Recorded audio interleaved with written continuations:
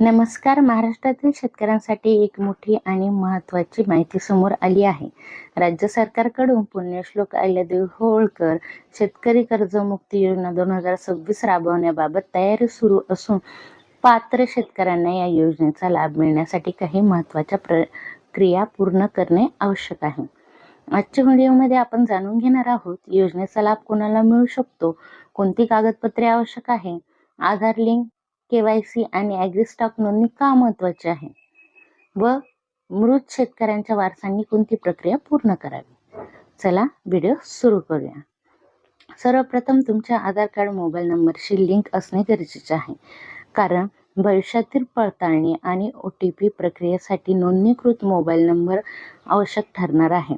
जर तुमचा mobile number आधारशी लिंक नसेल तर जवळच्या आधार सेवा केंद्रात जाऊन ही प्रक्रिया पूर्ण करा. दुसरं आहे बँक खाते आणि KYC अपडेट करा. योजनेचा लाभ थेट बँक खात्यात जमा होण्याची शक्यता असल्याने बँक खाते सक्रिय असणे अत्यंत महत्त्वाचे आहे. बँक खात्याशी आधार लिंक करा. KYC प्रक्रिया पूर्ण करा. खाते फ्रीज, निष्क्रिय किंवा बंद असल्यास तात्काळ अपडेट करून घ्या. अनेक वेळा तांत्रिक त्रुटीमुळे लाभार्थ्यांना योजनेचा फायदा मिळत नाही, त्यामुळे ही प्रक्रिया वेळेत पूर्ण करा. ॲग्रीस्टॉक नोंदणी अनिवार्य. राज्य आणि केंद्र सरकारच्या विविध कृषी योजनेसाठी ॲग्रीस्टॉक नोंदणी महत्त्वाची मानली जाते. जर अद्याप तुमची ॲग्रीस्टॉक नोंदणी झाली नसेल तर CSC केंद्रावर जाऊन नोंदणी करा आणि उपलब्ध ऑनलाईन सुविधेद्वारे अर्ज करा. यामुळे तुमची शेतकरी म्हणून डिजिटल नोंद तयार होईल आणि भविष्यातील योजनेचा लाभ घेणं सोपं होईल. मृत शेतकऱ्यांच्या वारसांसाठी विशेष सूचना. जर कर्जदार शेतकऱ्याचे निधन झाले असेल तर त्याच्या वारसांनी आवश्यक कागदपत्रासह बँकेशी संपर्क साधणे गरजेचे आहे. यासाठी वारसाचा दाखला, मृत्यू प्रमाणपत्र, आधार कार्ड, इतर आवश्यक कागदपत्रे सादर करावी लागू शकतात.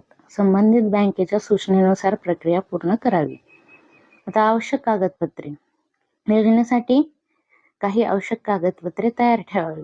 आधार कार्ड, 7/12 उतारा, बँक पासबुक, मोबाईल नंबर, ॲग्रीस्टॉक नोंदणी तपशील, KYC पूर्ण झाल्याचा पुरावा, आवश्यक असल्यास वारसाचा दाखला. सध्या शेतकऱ्यांनी आधार लिंक, बँक, KYC आणि ॲग्रीस्टॉक नोंदणी यासारख्या प्रक्रिया पूर्ण करण्यावर भर द्यावा, कारण भविष्यात योजनेची अंमलबजावणी सुरू झाल्यानंतर अपूर्ण माहितीमुळे लाभ मिळण्यात अडचणी येऊ शकतात. तर ही होती आजच्या व्हिडिओची माहिती आवडली असेल तर व्हिडिओला लाईक करा, शेअर करा आणि चॅनलला सबस्क्राईब करायला विसरू नका. धन्यवाद.